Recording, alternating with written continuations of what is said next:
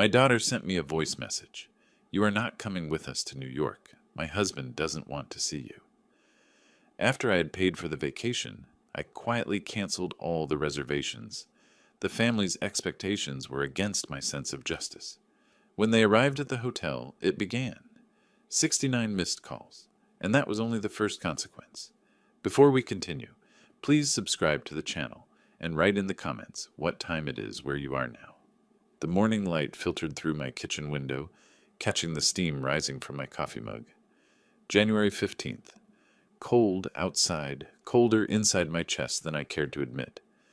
I'd been awake since 5, sitting at this same table, staring at my laptop screen. Booking.com glowed back at me, cursor blinking in the credit card field. 3 tickets to New York. Round trip from Seattle, April 10th. The Grand Excelsior Hotel, Times Square. 7 nights. My fingers hovered over the keyboard. $5,200. Most of my January pension check and a chunk of savings I'd been setting aside. For what?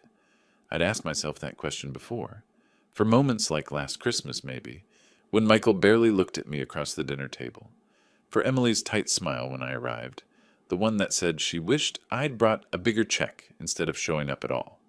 The river outside my window reflected gray clouds. 10 years since Martha died. 10 years of trying to be enough for our daughter. I typed the numbers anyway. Pressed confirm. Watched the confirmation email arrive 30 seconds later. My phone buzzed before I could close the laptop. Emily. I felt that old familiar flutter. Part hope, part dread. Dad! Her voice came through bright and sharp. I just got the notification. Oh my goodness, you actually did it. Of course I did, I said. The coffee had gone lukewarm. Told you I would. You're the absolute best. Michael and I were just saying we couldn't wait for this trip. New York in spring, can you imagine? We'll see shows, visit museums, all of it. Something in her tone reminded me of when she was 7, Christmas morning, tearing through wrapping paper. Before she learned to measure love in dollar amounts, I let myself smile. Glad I could help, honey. Silence stretched between us. I heard her breathing change. Actually, Dad, there's one tiny thing. Her voice shifted, took on that careful edge I'd learned to recognize. Michael mentioned we'll need extra for excursions and nice dinners. You know how expensive the city is. Could you maybe transfer another $1,500, just to be safe? The kitchen suddenly felt smaller. My hand tightened around the phone. Emily, I've already paid for everything. Flights, hotel, it's all covered. That's the budget. But Dad, that's what we agreed on, I said, calm, steady, even though my jaw ached from clenching. The booking's done. You'll have a wonderful time. Her sigh crackled through the speaker. Fine, I guess we'll make it work somehow. Thanks for the tickets anyway. The call ended. No goodbye. Just dead air where her voice had been. I sat there, phone cooling in my palm, staring at the family photos on the wall. Emily in her wedding dress, radiant, Michael's arm around her waist, both of them looking just past the camera, past me, toward something I couldn't see. Another photo. Emily's college graduation. I'd paid for that too. The car she drove now, my money. The down payment on their house in Seattle, mine. The coffee maker gurgled, starting a fresh pot I hadn't asked for. Must have hit the button by accident. I watched it brew, dark liquid filling the carafe, and felt something similar happening inside my chest. Not anger, not yet. Something quieter. Something that had been building for years, drop by drop, like this coffee that nobody would drink. I pulled up the confirmation email again. 3 passengers. James Anderson, Emily Johnson, Michael Johnson. Departure. April 10th, 7:45 a.m. Return. April 17th, 6:15 p.m. 2 months away. 2 months of planning, packing, anticipating. 2 months of pretending this trip would somehow fix the distance between us, bridge the gap that kept widening no matter how much I paid to close it. The river outside caught a break in the clouds, turned briefly silver. I'd proposed to Martha by that river 37 years ago. She would have known what to say to Emily, how to handle this. She always did. But Martha was gone, and I was here alone, drinking cold coffee and watching confirmations load on a screen. My phone sat silent on the table. No thank you text, no follow-up call. Just the echo of that sigh, that disappointment in her voice because I wouldn't give more. I picked up my mug, carried it to the sink. Outside, a crow landed on the fence, black against white snow. It cocked its head, looked straight at me through the glass. 2 months dissolved like sugar in hot water. I paid their March utility bill without being asked.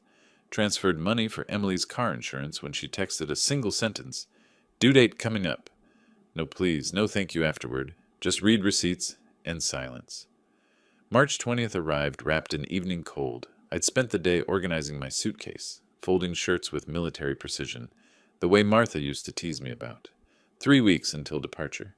The thought sat in my stomach like undigested food. My living room had that hollow quality empty houses get. The phone sat on the coffee table. Screen dark. I'd just settled into my chair, considering dinner, when it lit up. A notification. Voice message from Emily. I reached for it slowly, like touching something that might burn. Pressed play. Dad? Her voice filled the room, flatter than I'd ever heard it. No greeting, no warmth. You're not flying with us to New York. My husband doesn't want to see you. I know you paid for everything, but it's better this way. We'll still go, obviously, just without you. Sorry. The message ended. 15 seconds that rewrote everything. I played it again. And again. Her words didn't change. My husband doesn't want to see you. Not, we think. Not, maybe it's best. Michael doesn't want me there, and Emily agreed without a fight. Sorry. Tacked on the end like an afterthought, like apologizing for forgetting to pick up milk. My fingers went numb. The phone almost slipped from my hand. I stood up, sat down, stood again. The room tilted slightly, or maybe I did. How long had I been standing in the same spot? The window showed darkness now, though I couldn't remember the sun setting. My reflection stared back from the black glass. An old man with gray hair and confused eyes, holding a phone like it might explain itself if he looked hard enough. The voice message sat in my inbox, a small blue bubble containing dynamite. I wanted to delete it. I wanted to save it forever. I wanted to call her back and ask what I'd done, what I'd said, what I'd failed to be. But my throat closed around those questions before they could form words. I remembered the car, a Honda Civic, 3 years old. I'd co-signed the loan when their credit wasn't good enough, still made half the payments when they came up short. The down payment on their house in Seattle, $12,000 from my retirement fund. Martha's life insurance money. I'd given it freely, told myself it was investment in my daughter's future. This was the return, a voice message. 15 seconds of rejection. My legs carried me to the kitchen. I poured water, forgot to drink it. The glass sat on the counter, gathering condensation while I paced between rooms like a caged animal looking for exits that didn't exist. Somewhere in my chest, beneath the shock, something else started moving. It felt like ice cracking on a frozen lake, that sharp sound before everything breaks apart. I'd spent 10 years being grateful Emily still talked to me at all. Still let me be part of her life, even at arm's length. I'd paid and paid and paid for the privilege of being tolerated. My husband doesn't want to see you. The words played on loop in my head. Not her words, his. But she delivered them, and that made them hers too. She'd looked at that trip, those tickets I'd bought, that hotel I'd reserved, and decided that I was disposable. The money could stay. I could go. I picked up my phone again, opened my email, found the Booking.com confirmation, the airline receipts. 3 passengers. $5,200. Cancellation policy. Full refund minus $200 fee if canceled more than 14 days before departure. 3 weeks until April 10th. Plenty of time. My hand shook slightly as I set the phone down, not from fear, from something that felt dangerously close to clarity. I'd been asking the wrong questions all these years, not how can I be a better father, or what more can I give? The right question was simpler, cleaner. What happens when I stop? The clock on the wall ticked toward 9 p.m. Outside, wind rattled the windows. I stood in my living room, surrounded by photos of a family that didn't want me in them anymore, and felt something shift, like a bridge burning, like a door closing, like waking up. Morning came too bright, too early. I hadn't slept, just laid in bed watching ceiling shadows shift, running calculations. 6 a.m. I gave up pretending and went to my office. The computer hummed to life. My email inbox glowed with unread messages, mostly spam, a few bills. Nothing from Emily, of course not. She'd said what she needed to say. I opened the airline website first, logged into my account, found the booking. 3 tickets stared back at me from the screen, names listed in neat rows. My cursor hovered over the Cancel Reservation button. 1 click, that's all it would take. I thought about calling her, explaining, asking if she understood what she'd done, what she was asking me to accept. But I'd spent 10 years explaining, asking, trying to make her see me as something other than a checkbook with legs. This time, I'd let my actions speak. I clicked. A pop-up appeared. "Are you sure you want to cancel this reservation?" Yes, I was sure. Surer than I'd been about anything in years. The confirmation took 3 seconds. Canceled. Refund processing. 5,000 minus $200 cancellation fee. Expected return in 5 to 7 business days. Next, the hotel. I dialed the number from the confirmation email. A woman answered, voice professionally cheerful. "Grand Excelsior, how may I assist you?" "I need to cancel a reservation," I said. My voice sounded strange, too calm, like it belonged to someone else. "Name's James Anderson, checking in April 10th. Keys clicked in the background. "I see it here, Mr. Anderson. May I ask the reason for cancellation?" "Change of plans. Simple. True. None of her business beyond that. I understand. The cancellation will incur a one-night room charge, approximately $300. The remainder will be refunded to your original payment method within 10 business days. Would you like to proceed?" "Yes." More clicking.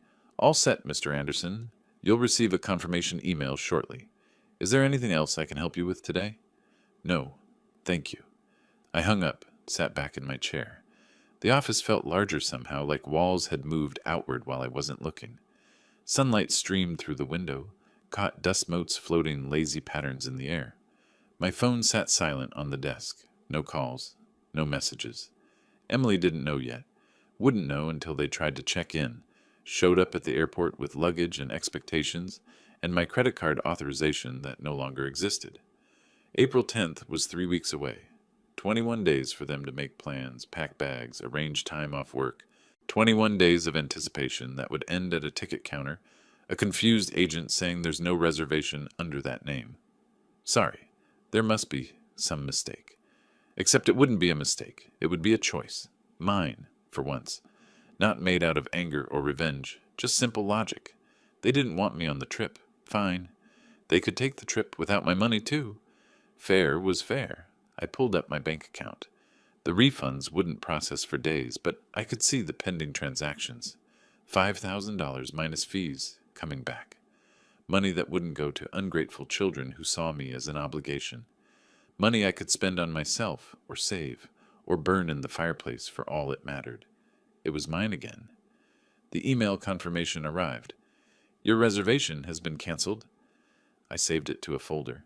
Documentation, just in case. My coffee had gone cold again, 3rd morning in a row. I didn't bother reheating it, just sat there, feeling something unfamiliar settle in my chest. Not quite peace, not satisfaction either. Something simpler. The feeling of standing up after kneeling too long, blood rushing back into cramped legs, pins and needles and relief mixed together. I wondered when they'd notice. Who would check the reservation first, Emily or Michael? Would they call the airline, demand to know what happened? Would they call me? The thought should have scared me. Instead, I felt curious, distant, like watching a movie I'd already seen, waiting for actors to hit their marks. My phone stayed silent. I picked it up anyway, scrolled through old messages. Years of one-word responses, requests for money, complaints about expenses. Not a single "How are you?" that wasn't followed by a favor. Not one "I love you," without strings attached. I deleted Emily's voice message. 15 seconds of rejection, gone with a swipe of my thumb. Then I blocked her number, and Michael's. Clean breaks heal faster than ragged ones. Martha told me that once, after I cut my hand in the garage. She'd been right then. Maybe she'd be right now, too. The computer screen dimmed to save power. I let it. Outside, clouds gathered over the river, promising rain. I'd lived in this house for 30 years, raised a daughter here, buried a wife, Time to figure out what came next when you stopped living for people who didn't want you around. 3 weeks until they found out. I had time to prepare, to practice what I'd say if they called, assuming I unblocked their numbers, to decide if I even wanted to answer. For now, I had my office, my coffee, my Riverview, and $5,000 on its way back to me. That felt like enough. Sunlight filtered through my living room curtains the next afternoon, casting long shadows across the carpet. I'd spent the previous night wide awake, checking my bank account every hour, watching for the refund notifications. They came through around 3 a.m., pending deposits, money returning home. Now, sitting in my armchair with tea cooling in my hands, I felt something unfamiliar settling into my bones. Not quite peace. Lighter than that, like setting down luggage I'd been carrying for years without realizing the weight. The river outside my window moved steady and gray. Same view I'd had for 30 years. Same house where Emily learned to walk, where Martha and I raised our daughter to believe family meant something. That investment had yielded returns I hadn't anticipated. A child who measured my worth in wire transfers and saw my presence as an inconvenience. I set the tea down untouched, opened the drawer in the side table, pulled out an old photo album, Emily's graduation, her in cap and gown, diploma held high, me standing beside her with pride splitting my face open. I'd paid every tuition bill, every textbook, every late-night emergency when her car broke down or her laptop died a week before finals. The next photo showed her wedding, Emily in white lace, Michael in his rented tux. I'd walked her down the aisle, handed her over to a man who barely acknowledged my existence, paid for half the reception because tradition, Emily said, though Michael's family contributed exactly nothing. My phone sat on the table, still blocked from their numbers. No calls, no texts. They had no idea yet. Wouldn't know until April 10th, when they showed up at SeaTac Airport with packed bags and expensive expectations. 19 days from now. The thought made my chest expand slightly, like breathing after holding your breath underwater. 19 days of them planning, discussing which Broadway shows to see, which restaurants to try. Michael probably bragging to coworkers about his Manhattan vacation. Emily shopping for outfits she'd wear in Times Square. All of it built on reservations that no longer existed. I closed the album, put it back in the drawer, walked to the kitchen where my notebook sat on the counter, the one I used for grocery lists and reminder notes. I flipped to a clean page, wrote today's date at the top. Below it, I made a list, not of things to do, things I'd been doing, automatic payments I'd set up years ago and never questioned. Emily's car insurance, renewed every 6 months with my credit card, the utilities at their Seattle house, gas, electric, water, even their internet bill because Michael complained once about the cost, and I'd volunteered to help out temporarily. That was 4 years ago. The pen moved across paper, tallying numbers. Roughly $800 monthly, almost $10,000 a year. Money flowing out of my account and into their comfort while they decided I wasn't worth a seat on a plane I'd purchased. I stared at the list, added another line, cell phone. Emily was still on my family plan, had been since high school. She'd never asked to switch to her own account. I'd never thought to suggest it. The notebook pages felt crisp under my fingers. I tore the list out carefully, folded it twice, put it in my pocket. Not for any particular reason, just to keep it close. To remember this wasn't one insult, but 10 years of accumulated disrespect, itemized and categorized, and finally, visible. Outside, clouds gathered over the river, promising rain. I watched them build, dark and heavy with purpose. The temperature had dropped, spring pretending to be winter again, the way it did in Spokane. Unpredictable. Harsh when you expected gentleness. My reflection in the window glass showed a man I barely recognized. Same gray hair, same build, but something in the eyes had changed. They looked sharper, more awake, like I'd been sleepwalking through my own life and someone had finally shaken me conscious. The tea had gone cold completely. I poured it down the sink, rinsed the cup. Routine motions, familiar and grounding. The house settled around me, creaks and sighs of old wood, the hum of the refrigerator, the distant sound of traffic on the highway. 19 days until Emily and Michael arrived at an empty reservation desk. Until they tried to check into a hotel that didn't expect them. Until their phones lit up with my number, trying to reach someone who wouldn't answer because I'd already said everything that needed saying through my actions. I thought about Martha, what she'd say if she could see this. She'd always been better at standing up to Emily's demands, at drawing boundaries I was too soft to enforce. "You're teaching her to take you for granted," Martha had warned once, years ago, when Emily called demanding money for something frivolous. I hadn't listened, kept giving, kept believing it would eventually earn me the love that should have been freely given. The folded list crinkled in my pocket when I sat back down. I pulled it out, smoothed it flat on my knee. 800 monthly, 10,000 yearly, numbers that added up to a truth I should have faced sooner. April 10th wasn't the end. It was barely the beginning. April 10th arrived dressed in evening shadows. I'd spent 3 weeks in careful routine, morning coffee, afternoon walks, evening reading, normal life except for the anticipation humming beneath every action, like waiting for thunder after seeing lightning. My phone sat charging on the kitchen counter. I'd unblocked their numbers that morning, not out of weakness, out of curiosity. I wanted to hear it when their world collapsed. The first call came at 6:47 p.m. I was heating soup on the stove when my phone erupted. Emily's name flashed across the screen, then again, and again. Call after call, each one ringing 4 times, before hitting voicemail. I stirred the soup, let it ring, counted the calls like meditation. 1, 3, 7, 12. At call number 17, I picked up. "Where are you?" Emily's voice came through so loud I had to hold the phone away from my ear. No greeting, no preamble, just raw panic dressed as rage. "Home," I said, calm as Sunday morning. "In Spokane, where I've been all day." "The reservation, Dad, there's no reservation." Her breathing sounded ragged like she'd been running. "The hotel says they have nothing under Anderson. The airline says our tickets were canceled. And we're standing here like idiots with our luggage and nowhere to do." "I know." 2 words, simple as breathing. Silence cracked through the phone line. Then, "You knew. You knew, and you didn't. How could you do this?" "You told me not to come," I said. My soup started bubbling. I turned down the heat. Exact words were, "You're not flying with us. My husband doesn't want to see you." So I respected Michael's wishes, canceled everything. But we were still going to go. This was our vacation. That I paid for. The words came out harder than I intended. Good. Every dollar, every reservation. Mine. And you kicked me off it like I was baggage you didn't want to carry. So I took my money and went home.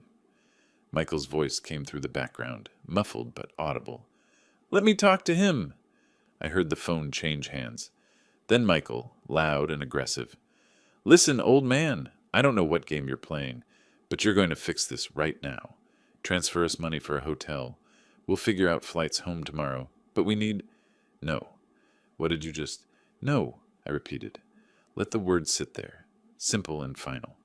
"You made it clear I wasn't wanted. I'm respecting that. Fully. You can't just strand us here." Emily again, voice climbing toward hysteria. "We have no way to— Dad, please. We don't have money for a hotel. Our credit cards are maxed. We thought everything was covered. We need—" "Should have checked your confirmations," I said. "Should have called before you drove to the airport.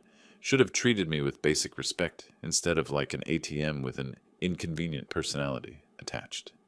"This is insane." Michael's voice right up against the phone now. "We're your family. You don't abandon family." That word, family. Like he had any right to use it after spending 8 years pretending I didn't exist at holiday dinners. After convincing my daughter I wasn't worth a plane seat I'd purchased. "Funny," I said. My soup had started burning. I could smell it. Didn't care. "That's the same argument I've been using to justify supporting you both for years. Family. Except family goes both ways. You forgot that part." Emily started crying. Real tears or performed ones. Hard to tell over the phone. "Dad, please. We have nowhere to go. The next flight home isn't until tomorrow afternoon, and we can't afford it, and— figure it out." I turned off the stove. The soup was ruined anyway. "You're adults. Michael has a job. Emily, you're capable. I'm sure you'll manage just fine without my money for once. You're really going to do this? Leave us here? Her voice broke on the last word. Almost made me waver. Almost. But then I remembered the voice message. You're not flying with us. My husband doesn't want to see you. Sorry, but it's better this way. Delivered like a weather report. Like I was nothing. I'm not leaving you anywhere, I said quietly. I'm just not saving you from consequences you created. There's a difference. I hung up. The phone immediately started ringing again. I let it. Watched the screen light up over and over. Emily, Michael, Emily, Emily, Michael. On and on, like a heartbeat made of desperation. By the time it stopped, my missed calls showed 69 attempts. 69 times they'd tried to reach the man they'd discarded 3 weeks ago. 69 chances to feel what I'd felt when that voice message played in my living room. Unwanted, disposable, less important than their comfort. A text arrived around midnight. Flying back tomorrow. Don't ever contact us again. From Emily's number, short, bitter, exactly what I'd expected. They'd found a way home somehow. Credit card, borrowed money, maybe Michael's company covered it as a business expense by lying about the trip purpose. Didn't matter. The important part was simpler. They'd learned what happened when you treated people like resources instead of humans. When you took and never thought about the cost. I deleted the text, looked at my phone, battery at 15%, screen dimmed from overuse. The calls had stopped. The emergency was over, handled without me for the first time in a decade. My ruined soup sat on the stove, burnt smell still hanging in the kitchen. I scraped it into the trash, washed the pot. Mechanical movements that gave my hands something to do while my mind processed what I'd just done. No guilt. That surprised me most. I kept waiting for it, for the familiar twist of regret that usually followed any time I disappointed Emily. It never came. Just a strange floating sensation, like gravity had released its hold slightly. Tomorrow they'd fly home angry, embarrassed, probably already crafting a version of events where I was the villain. Let them. I'd stopped writing their script, stopped playing the role they'd assigned me. Silent, generous, endlessly available to fund their lives while remaining invisible in them. The kitchen clock read 1:15 a.m. Late. I should sleep. Instead, I stood at the window, watching clouds drift across a half moon, thinking about what came next, because this wasn't finished, not even close. Morning arrived soft and gray. I'd slept better than expected. 8 hours straight, no dreams. Woke to silence and possibility stretching out like an open road. My first action was checking my phone. No new messages. Emily and Michael were probably still at SeaTac waiting for their afternoon flight, sitting in uncomfortable airport chairs, learning what inconvenience felt like when you couldn't just call Dad to fix it. I made coffee. Real coffee. From the good beans I usually saved for company that never came. Today felt worth celebrating in small ways. The brew smelled like dark chocolate and promise. Sitting at my kitchen table, laptop open, I pulled up my bank account. The refunds had fully processed. $5,000 minus fees, sitting in my checking account where it belonged. Money that could buy groceries for months, could cover my own vacation somewhere, could just exist as a buffer against emergencies instead of being automatically allocated to Emily's comfort. I opened my notebook to the list I'd written days ago. 800 monthly and automatic payments. 10,000 yearly. A decade of this, maybe more. The numbers stopped meaning anything after a while. Just became routine. Expected. Not anymore. First, car insurance. I logged into the account. Found Emily's policy under my family plan. The cancel button sat there innocently, waiting. I hovered the cursor over it. This would mean her car became uninsured. Technically illegal to drive. Her problem now, not mine. I clicked. Confirmed. Policy canceled effective end of current coverage period. 2 weeks from now, her insurance would lapse. They'd get a notification letter, have time to set up their own policy if they actually handled their responsibilities. Next, utilities. The Seattle House account pulled from my checking automatically every month. I'd set it up when they bought the place, told myself it was temporary. 4 years later, still paying. I navigated to the payment settings, deleted my card information, changed the contact to Emily's email instead of mine. The confirmation felt like removing a splinter I'd been walking on for years. Small pain when it came out, then relief. Cell phone service, Emily's line. I couldn't just cancel it. Contracts, penalties, complications. But I could transfer ownership, make her the account holder, let her pay her own bill going forward. The customer service rep sounded bored when I called. Process the change in 10 minutes. Ms. Johnson will receive notification of the account transfer, and the next bill will go to her directly. Perfect, I said. Internet service at their house, under my name, my card. I called the provider, went through the same process. Transfer ownership, remove payment information. Each call took less than 15 minutes. Each one felt like reclaiming a piece of myself. By noon, I'd dismantled 10 years of financial support in under 3 hours. No dramatic confrontation, no explanation owed, just quiet removal of resources they'd taken for granted. My coffee had gone cold. I reheated it in the microwave, stood at the kitchen window watching the river. The water moved steady and purposeful the way it always had, unconcerned with human drama, just following its nature downhill toward something larger. I thought about calling Emily, explaining what I'd done, giving her a chance to yell at me properly instead of through voicemails and missed connections. But what would be the point? She'd demonstrated exactly how much my presence meant to her. This was just me matching her energy, reciprocating her level of care. Fair was fair. My phone buzzed. Text from an unknown number.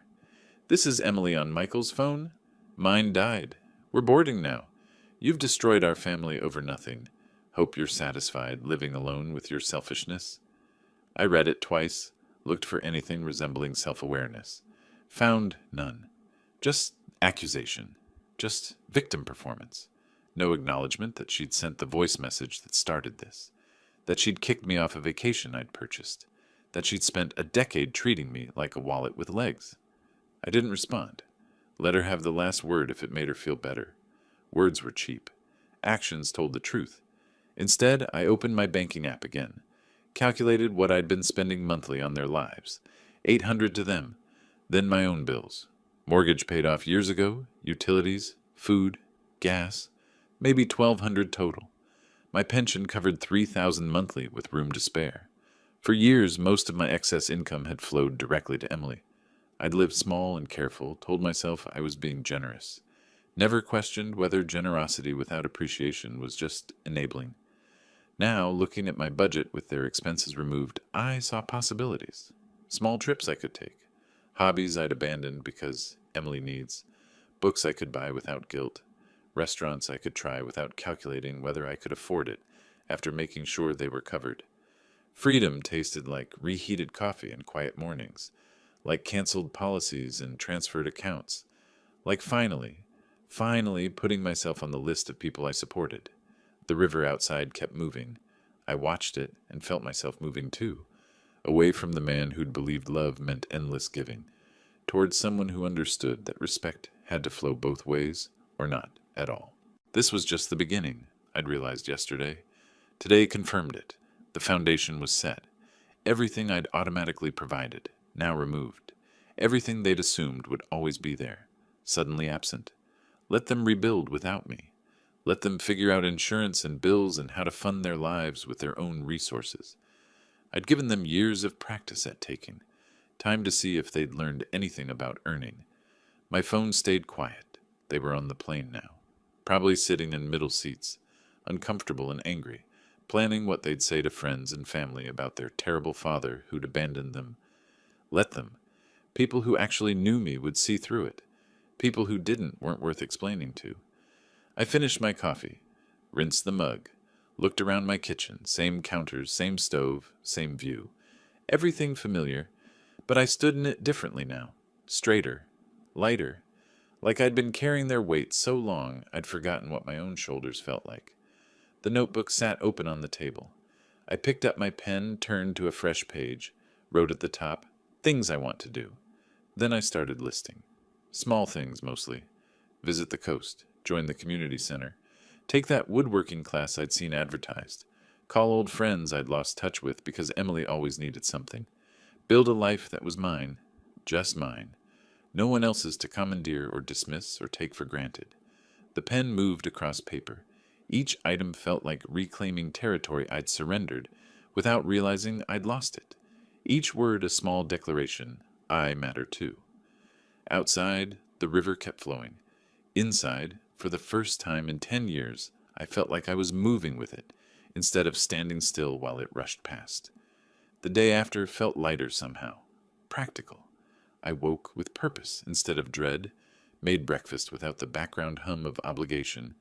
The list from yesterday sat on my counter, things I wanted to do. But first, I needed to close a few more loops. My desk faced the window, river view steady as always. I pulled up my email, scrolled through confirmation messages from yesterday's cancellations. Everything processed cleanly. Emily's car insurance canceled. Utilities transferred. Phone, her responsibility now. Internet, same.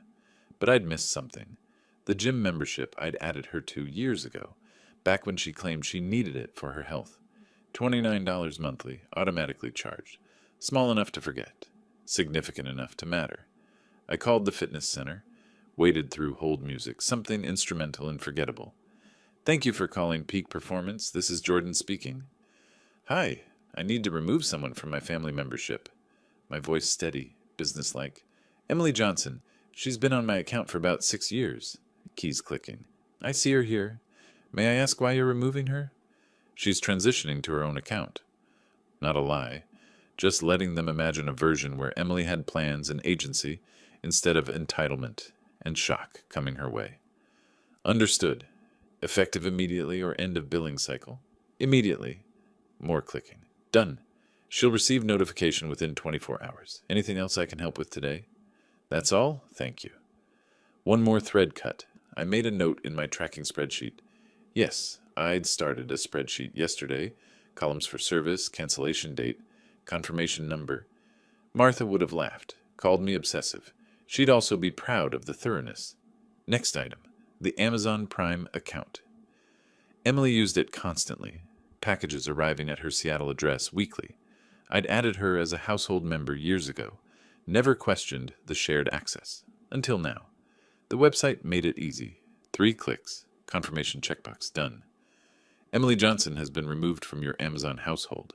She'd lose access to my Prime benefits, free shipping, streaming, all of it. Would need her own subscription or learn to pay shipping costs like everyone else.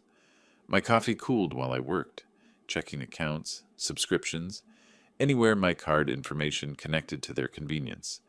A storage unit I'd rented when they needed overflow space. Canceled, contents their problem now. Roadside assistance plan that covered her car, terminated, each one small individually. Together they formed scaffolding I'd built around their lives, without realizing how much structure I'd provided. By lunchtime, I'd identified 12 separate services. By dinner, I'd canceled 11. The 12th was trickier. The shared cloud storage where I'd backed up family photos. Emily had access. So did I. Deleting it felt too permanent, too petty. Instead, I downloaded everything to an external drive, then removed her access. Let her keep whatever she'd already saved. The rest was mine. The sun angled lower, painting my office walls gold. I leaned back in my chair, joints creaking in sympathy. 65 years old, spending my afternoon navigating customer service menus and clicking cancel subscription buttons. Not how I'd imagined this decade of my life. But then, I hadn't imagined a lot of things. Hadn't imagined my daughter would measure my worth in wire transfers. Hadn't imagined I'd need to teach her consequences like she was still a teenager, instead of a grown woman with a husband and a house.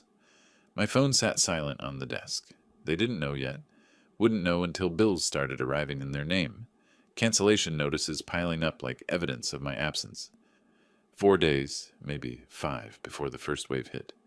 Utility companies were usually fastest. Then insurance notices. Then the smaller subscriptions. Death by 1,000 paper cuts. I should feel guilty. That's what good fathers felt, wasn't it?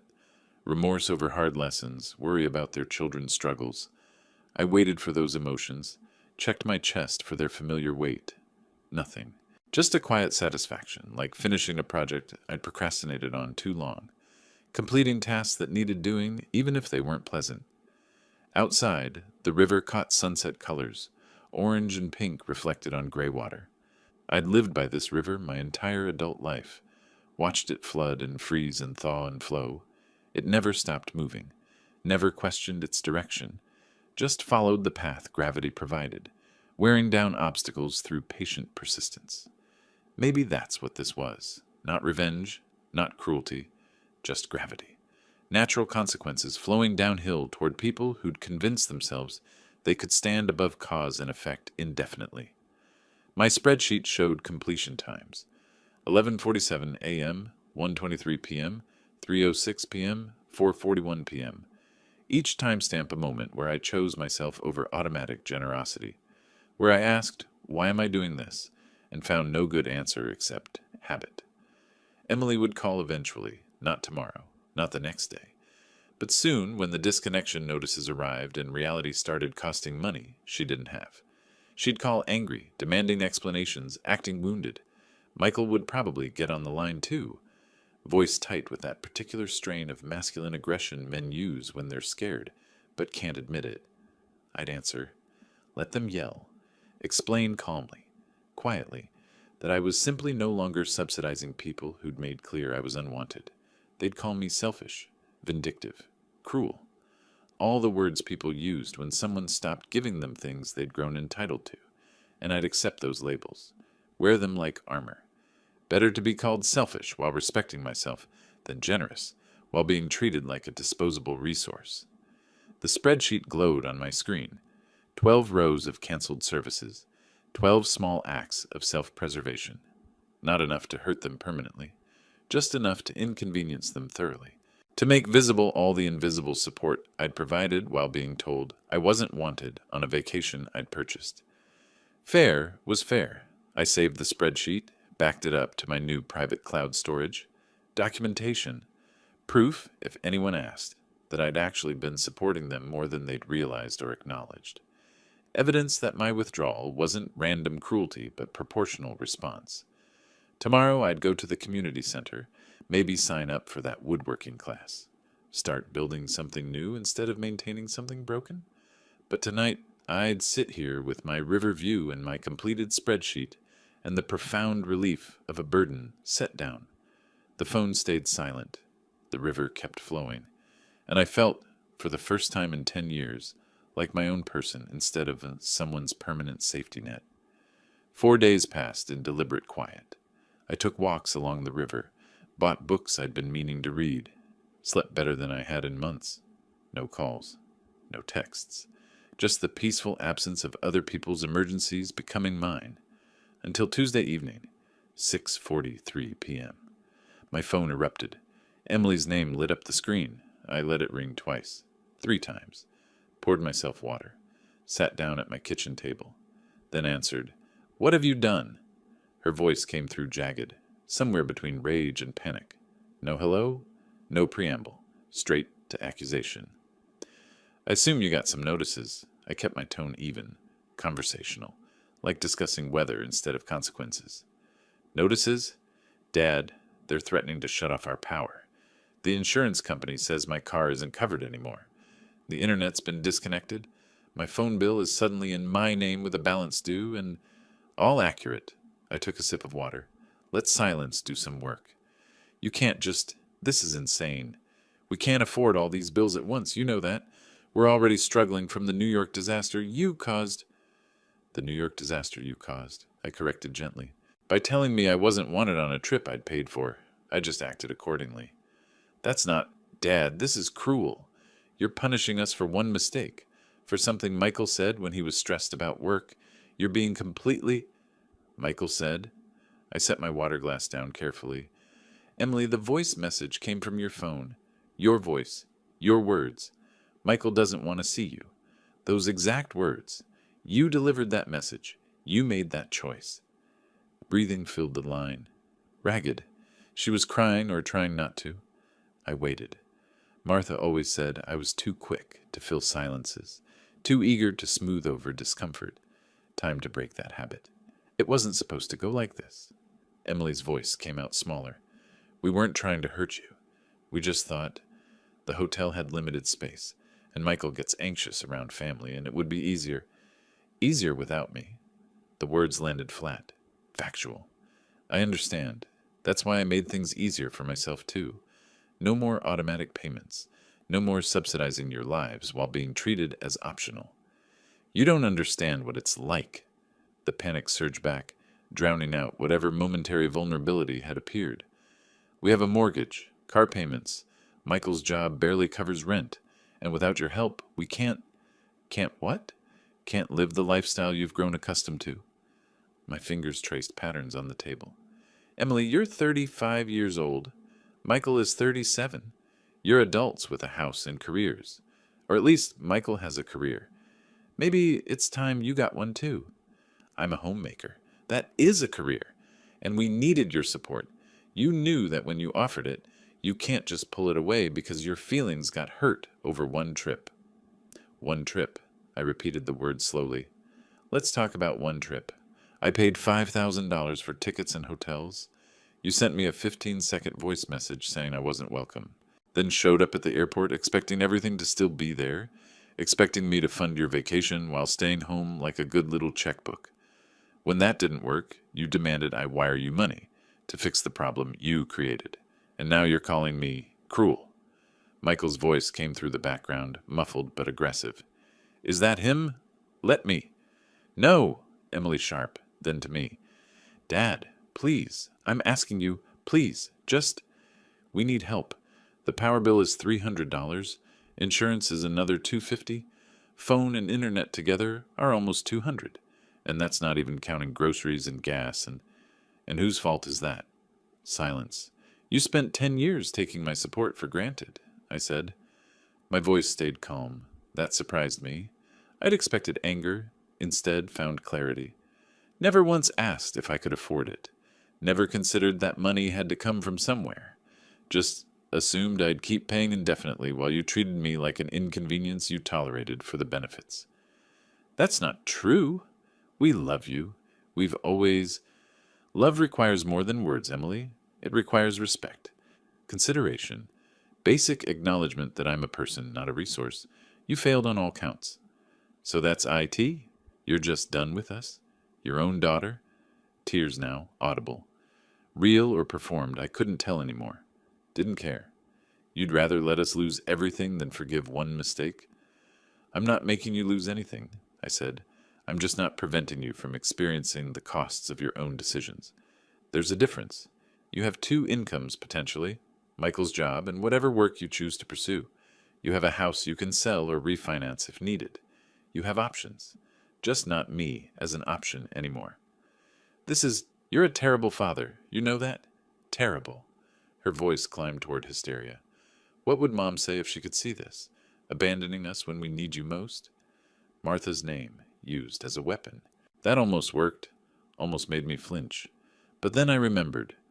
Martha had been the one warning me about this exact dynamic, telling me I was teaching Emily to take me for granted. Martha would have cut the support years ago. Your mother would tell you to grow up and take responsibility for your life. The words came out harder than intended. Good. She'd tell you that love isn't measured in wire transfers, and she'd be disappointed in how you've treated me. Emily made a sound, half sob, half rage. Fine, fine. Don't help us. See what happens. When we lose the house, when we're struggling, remember that you chose this. You chose to abandon your family over your hurt ego. I chose self-respect over being used. I stood up, carried my glass to the sink. You can choose to respect that or not. Either way, I'm done with this conversation. Wait, Dad, please. I hung up. The phone immediately started ringing again. I declined the call, and the next one, and the next. Finally, I turned it to silent, watched it light up repeatedly with ignored attempts. By 8 p.m., 23 missed calls showed on my screen. A record, even beating the airport night. I deleted the notifications, blocked their numbers again, should have left them blocked after the first time. A text came through from an unknown number around 9. This is Emily from a friend's phone. You're making a huge mistake. We'll figure this out without you. Don't expect to hear from us again. I read it twice. Looked for remorse, accountability, any hint of self-awareness.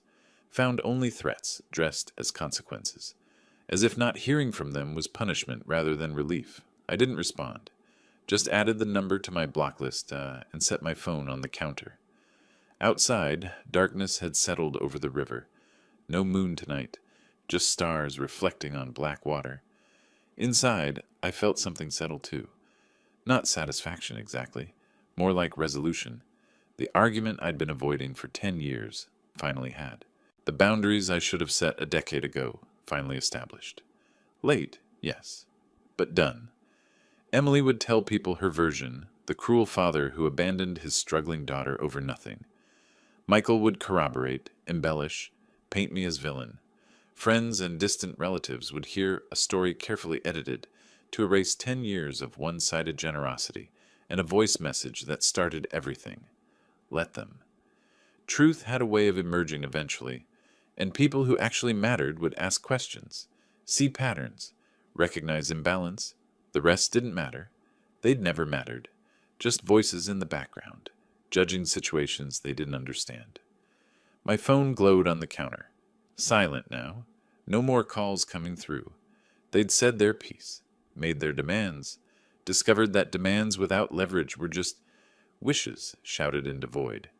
I turned off the kitchen light, headed to bed. Tomorrow I'd wake up and continue building whatever came next. Tonight I'd sleep knowing I'd stood my ground. Finally, after 10 years of bending, better late than never. Saturday morning arrived gray and cool. I'd spent the week in careful routine. Morning coffee, afternoon reading, evening walks. The phone stayed blessedly quiet. No calls, no texts. Just silence where chaos used to live. After breakfast, I opened my laptop. Email first. Bills, newsletters, nothing urgent. Then out of habit, I clicked over to Facebook. I rarely posted. Mostly scrolled to see what old friends were doing. Retirement snapshots. Grandchildren photos.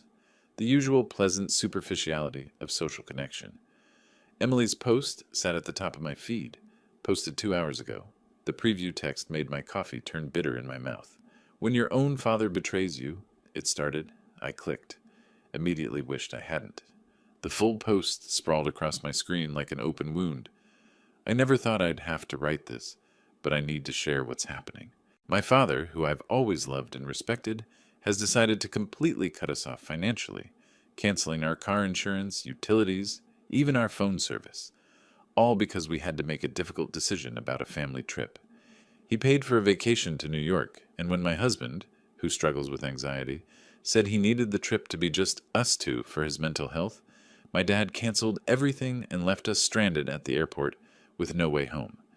Now he's systematically destroying our lives by removing all support, leaving us scrambling to keep our power on and food on the table. I'm heartbroken. I thought family meant unconditional love. Apparently, I was wrong. If anyone knows of job opportunities in Seattle or can offer advice, please reach out. We're trying to rebuild from this betrayal. I read it 3 times, each word carefully chosen, each detail precisely angled. The anxiety mention, new information, convenient justification. The unconditional love framing, as if love meant funding without boundaries. The destroying our lives hyperbole, painting me as villain instead of someone who'd simply stopped being a perpetual ATM. The comment section stretched long. 53 replies, most sympathetic. Oh, honey, I'm so sorry. Families should support each other always. Your dad sounds toxic. You're better off without that negativity. This is financial abuse. You should look into legal options. Can't believe a parent would do this, sending prayers and positive vibes. A few voices of skepticism appeared buried in the thread. There's probably more to this story. Why were you depending on your dad for bills at 35? Seems like maybe setting boundaries isn't betrayal. But Emily had responded to those with more elaboration, more justification. Michael had commented too. We've tried everything to reach out and resolve this, but James refuses to even talk to us like adults. It's devastating. I sat back, stared at the screen. This was the counterattack I'd expected but hadn't quite prepared for. Emily taking the narrative public, framing herself as victim, me as villain, banking on the fact that most people would see father cuts off daughter and stop thinking critically. My first instinct was to respond, write my own comment explaining the voice message, the years of unacknowledged support, the entitled demands, defend myself with facts and receipts. But I stopped, fingers hovering over the keyboard. What would that accomplish? A public argument with my daughter where everyone picked sides and truth got buried under emotional appeal? Giving her more ammunition for the victim narrative? No. Better to let this play out. People who knew me would ask questions privately. People who didn't weren't worth convincing. I screenshotted the post anyway, saved it to a folder with all the other documentation, bank statements showing years of transfers, the voice message transcribed, cancellation confirmations, not to use now, just to have, in case. Then I logged out of Facebook, closed the laptop. The post would be there whether I looked at it or not, gathering reactions and reshares from people who'd never met me and never would.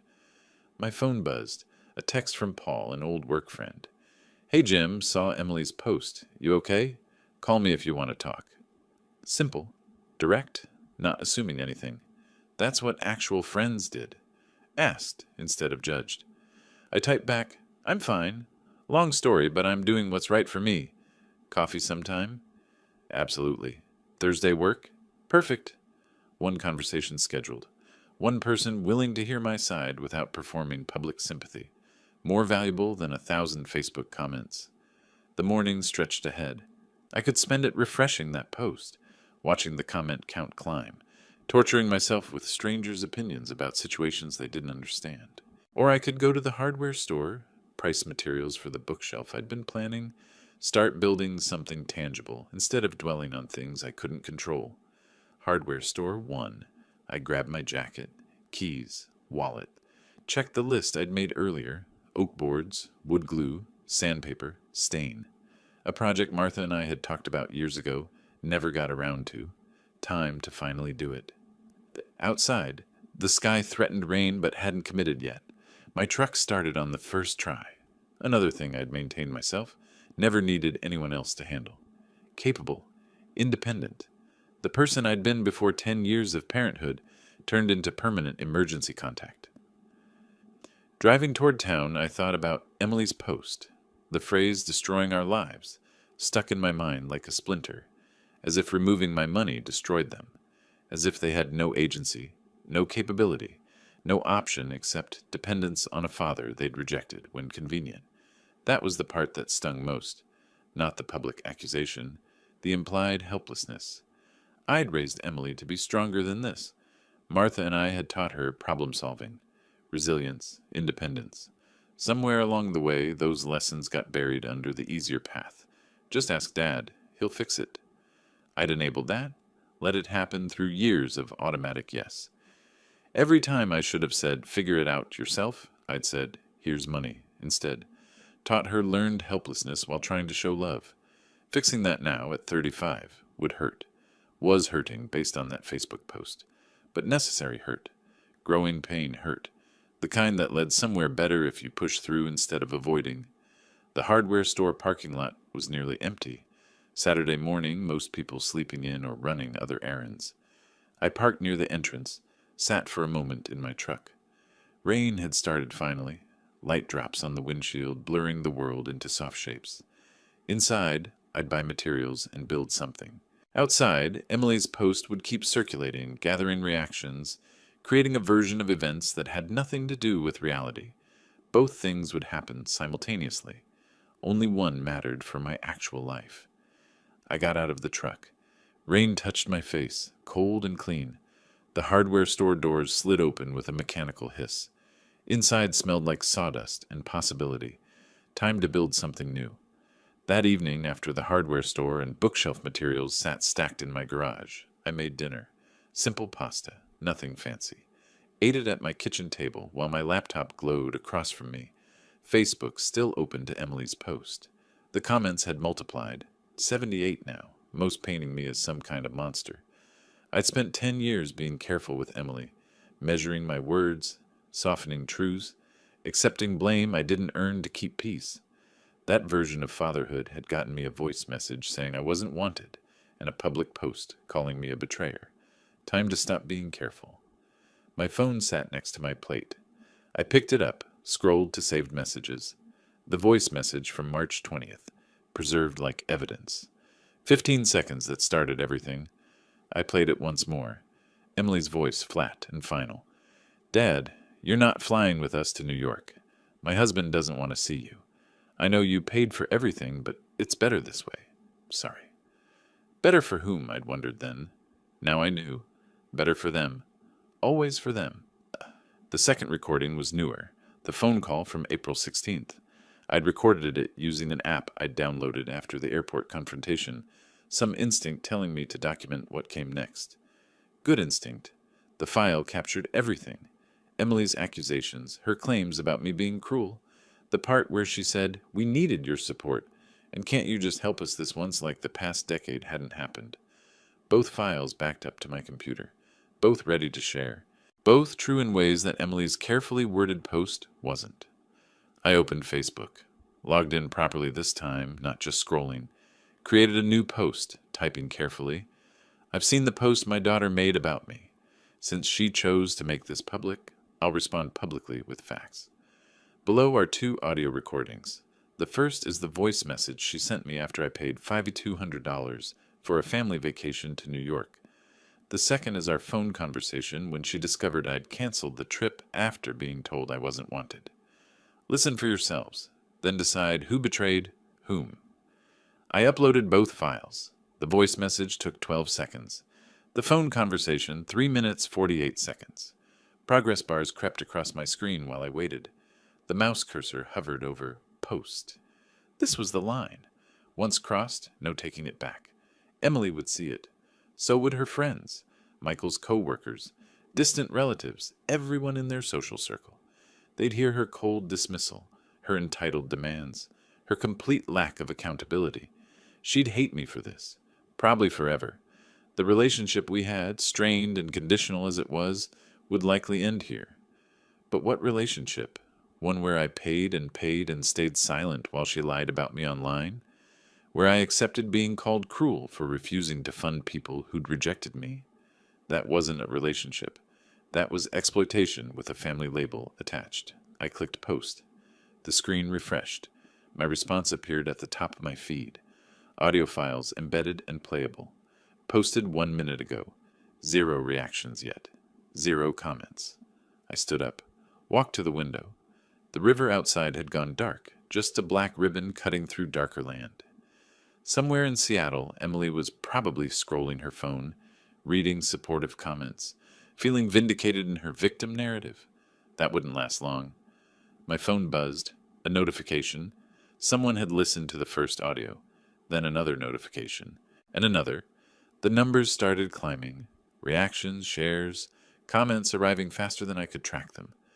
I picked up my plate, rinsed it, made tea I didn't want, just needed something to do with my hands, while my phone lit up like a slot machine hitting jackpot. Each buzz another person hearing truth instead of Emily's edited version. 20 minutes after posting, my phone rang. Paul, the friend I'd scheduled coffee with. I answered. "Jim." His voice came through warm, relieved. "Just listen to your post? Everyone needs to hear this. I'm sorry you went through that. Thanks for listening before judging." My tea had steeped too long, turned bitter. I added sugar. Half the people commenting on Emily's post are changing their tune now, deleting their sympathy comments. Someone tagged her in yours. She's probably seen it by now. Probably. The thought should have made me nervous.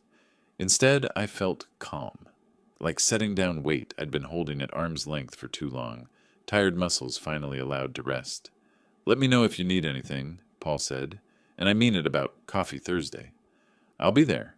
After he hung up, I opened Facebook again. My post had exploded. 200 reactions, 83 comments. Numbers that meant nothing except that people were listening. Finally, after years of Emily controlling the narrative, presenting herself as struggling daughter with unsupportive father, the actual story was getting told. I scrolled through comments. "This changes everything. Your daughter sounds incredibly entitled. You paid for a vacation and she uninvited you? Then got mad you canceled. The nerve. 10 years of financial support, and this is how she treats you. I'm so sorry. Anyone calling him cruel needs to listen to these recordings. She's manipulative." Not everyone agreed. Some people, mostly Emily's close friends, doubled down on defending her. There's always two sides. Maybe he's manipulative off recording. A father should support his child no matter what. But those voices were drowned by the majority. By people who'd heard Emily's coldness, her lack of gratitude, her weaponized helplessness, who recognized patterns they'd seen in their own lives, takers who called boundary setting abuse and self-respect cruelty. My notifications kept buzzing. Someone had shared my post to a group about family boundaries. Then another share, and another. The audio files spreading beyond my small social circle, finding audiences who understood exactly what they were hearing. I turned my phone to silent, set its screen down on the table. This part was done. Truth distributed, evidence provided, lies exposed. What happened next was out of my control.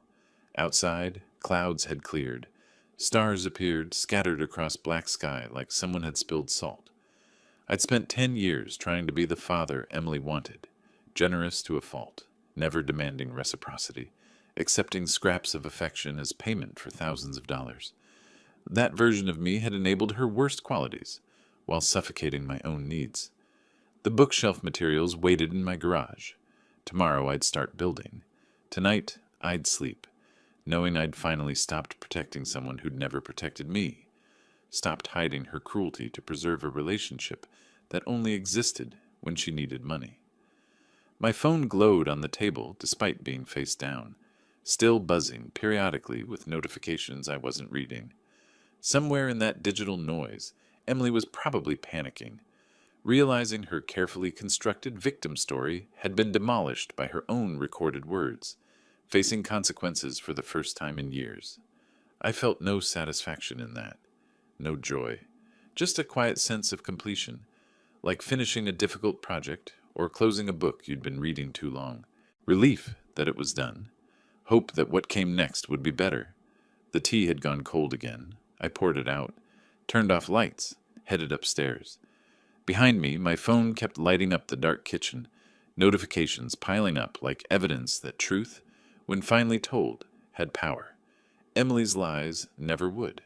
Tomorrow would bring more reactions, more comments, probably angry messages from Emily once she processed what had happened.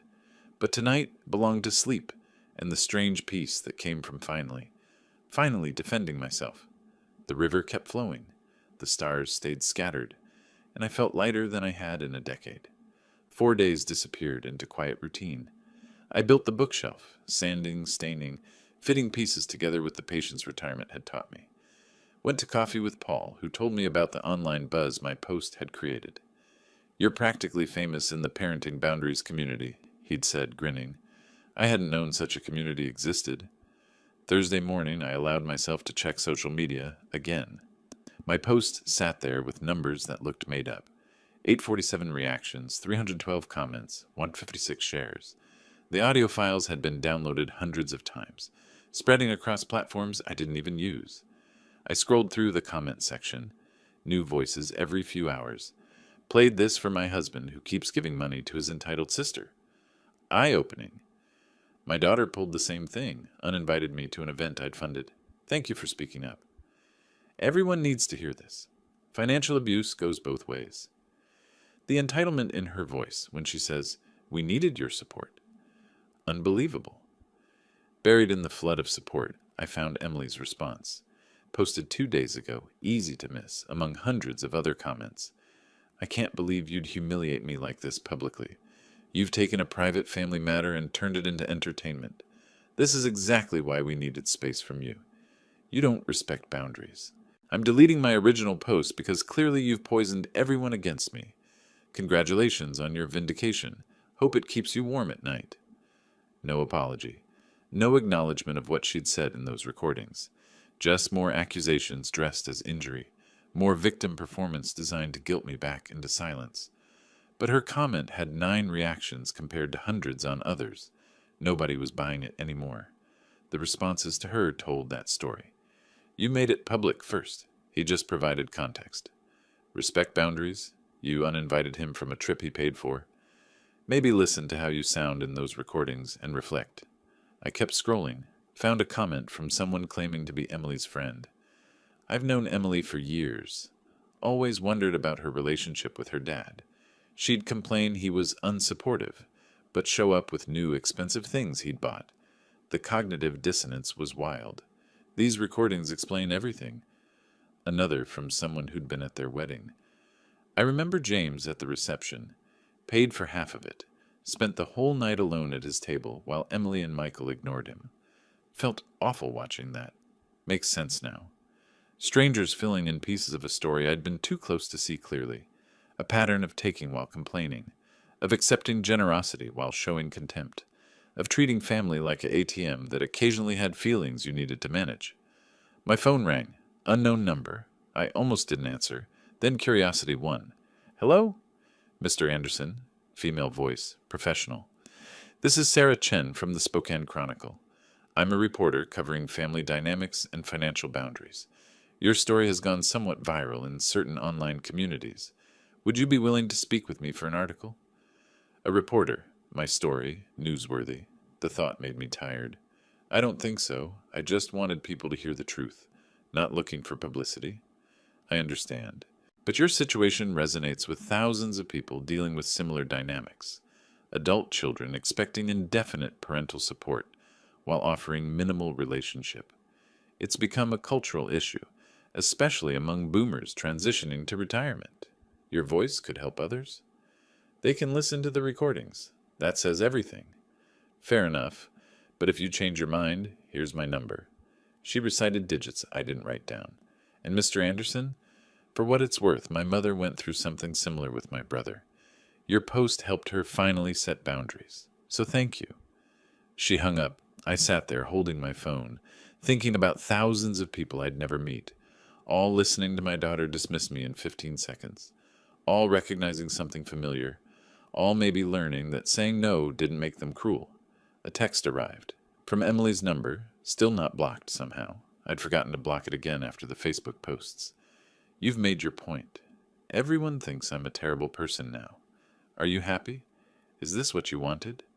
I stared at the message, thought about responding, explaining that I didn't want her humiliated, just wanted the truth told, that she'd started this by lying publicly, that everything I'd posted was her own words, nothing fabricated or exaggerated. But what would be the point? Emily wasn't asking for understanding. She was asking me to feel guilty for defending myself, to apologize for not letting her control the narrative, to go back to being the silent checkbook who absorbed blame without complaint. I deleted the text, blocked the number again, properly this time. No more chances to pull me back into patterns I'd spent months breaking. My coffee had gone cold. Outside, the day had turned bright and clear, rare for April in Spokane. I grabbed my jacket. The bookshelf could wait. I needed to walk, move, let the internet drama settle while I reminded myself what mattered. The river, the trees, the physical world that existed regardless of comments and shares and viral posts. Downtown, people passed without recognizing me. Nobody pointed or stared. I was still just a retired engineer taking a morning walk. The online attention hadn't translated to real-world fame. Good. I'd had enough attention to last a lifetime. At the community center, I stopped, walked inside.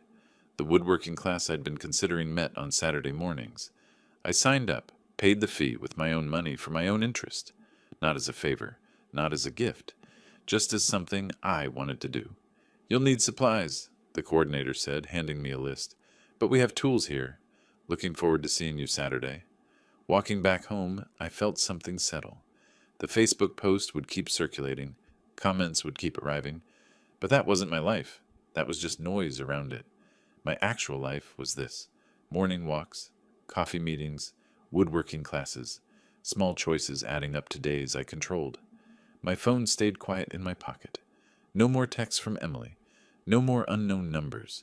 Just the weight of a device I could ignore whenever I wanted. At home, the bookshelf stood half-finished in my garage. I picked up sandpaper, got back to work. The rhythm of sanding felt meditative. Back and forth, watching rough wood smooth under pressure. Simple cause and effect. Put in work, see results. No ambiguity, no manipulation, just wood and hands and time. Hours passed. The bookshelf took shape. My phone collected notifications I didn't check. Somewhere, Emily was probably still angry, still feeling victimized, still unable to see how her own actions had created every consequence she was experiencing. That was her journey to take or ignore. Mine was here, in sawdust and river views and the quiet satisfaction of building something that wouldn't demand anything back. The sun angled lower. I stepped back, examined my work. Almost finished. Another day, maybe two. Then I'd fill it with books I'd been meaning to read. Stories about other people's lives, other people's choices. A reminder that my drama, however loud it had gotten online, was just one small narrative in an infinite collection. That thought should have felt diminishing. Instead, it felt freeing. I was one person in billions, doing my best to live with dignity. The viral post would fade. Emily would move on or wouldn't. Either way, I'd built a bookshelf, signed up for a class, walked downtown without needing anyone's permission. That felt like enough. May 20th arrived warm and green. Spring had finally committed to staying. I'd spent the past month settling into patterns that felt like mine. Saturday woodworking, Tuesday walks, Friday coffee with Paul. The bookshelf stood finished in my living room, holding books I'd actually been reading instead of just owning. The Facebook post had faded from viral status to occasional mention. Still visible, still gathering random comments, but no longer the center of attention. Emily's original post had been deleted, as promised. The whole drama reduced to digital artifacts that would probably exist forever, but matter less with each passing day. I was making lunch when the doorbell rang. Unexpected. Paul wasn't coming until tomorrow. I wasn't expecting packages. Probably someone soliciting donations or asking about yard work. Through the window beside the door, I saw her, Emily, standing on my porch in jeans and a sweater that looked like Martha's before cancer took her. My chest tightened. Fight or flight kicked in. I hadn't seen my daughter face to face in over a year, not since last Christmas, when they'd come for exactly 2 hours and left early because Michael wasn't feeling well. She looked thinner, tired, the way people looked when they'd been crying recently and sleeping poorly. Her car, the Honda I'd helped purchase, sat in my driveway, which meant she'd driven 5 hours from Seattle to show up unannounced. I opened the door. "Emily!" "Dad!" Her voice cracked slightly. "Can I come in, please?" Every instinct screamed caution. This could be manipulation. Another attempt to guilt me back into old patterns. A performance designed to access resources she'd burned through by now. But she'd driven 5 hours. That meant something. Maybe. I stepped back. She entered slowly, like approaching something that might spook. We stood in my entryway, awkward, careful, two people who shared DNA but had forgotten how to share space. "Coffee?" The offering came automatic. Hospitality habits die hard. That would be nice. I led her to the kitchen, made 2 cups while she sat at my table, the same table where I'd sat when her voice message arrived, when I'd canceled the bookings, when I'd decided to stop being her ATM. So much had changed in this room. The silence between us felt heavy with all of it. I set her cup down, sat across from her, waited. This was her visit, her move. Emily wrapped her hands around the mug, stared into it like reading tea leaves. I listened to the recordings, not just once, maybe 100 times over the past month. She looked up. Her eyes were red. "I sound awful, Dad, entitled and cold, and I genuinely didn't realize how I've been treating you." I said nothing. Let her continue. "Michael and I have been fighting, a lot. About money, about you, about how we've been living. He thinks I should have come sooner. I wasn't ready. Kept telling myself you were being unreasonable, that parents should support their kids, that the recordings were taken out of context." She laughed, bitter and small. "But there's no context that makes what I said okay. No way to reframe my husband doesn't want to see you into something that doesn't sound like exactly what it was. Cruel." My coffee warmed my hands. I still didn't speak. She needed to say this. I needed to hear it without jumping in to make it easier. "I've been working." The words came out quiet. "Got a job at a marketing firm. Entry level, barely pays anything, but it's mine. Michael's been picking up overtime. We're managing the bills now. Barely. Definitely not comfortable. But we're doing it ourselves." She met my eyes. "I should have been doing that all along, instead of just expecting you to carry us forever?" "Yes," I said simply. "You should have." Emily flinched but nodded. "I'm sorry. I'm so deeply sorry. For the voice message. For everything I said on the phone. For the Facebook post. For 10 years of taking your money and giving you nothing but judgment in return. You deserved better. You deserved a daughter who appreciated you instead of one who saw you as a resource to manage. The apology hung between us. I turned it over in my mind, looking for holes, for manipulation, for the hooks that would lead back to requests for money. Found none. Just exhaustion and shame, and what looked like genuine understanding. I forgive you, I said. Her shoulders dropped with relief. But Emily, things can't go back to how they were. I'm done being your safety net. Done funding your life while being treated as optional. You're working now. That's good. Keep doing that. Build your own stability. Your own life, without my money propping it up. I know, she wiped her eyes with her sleeve. I'm not asking you to start again.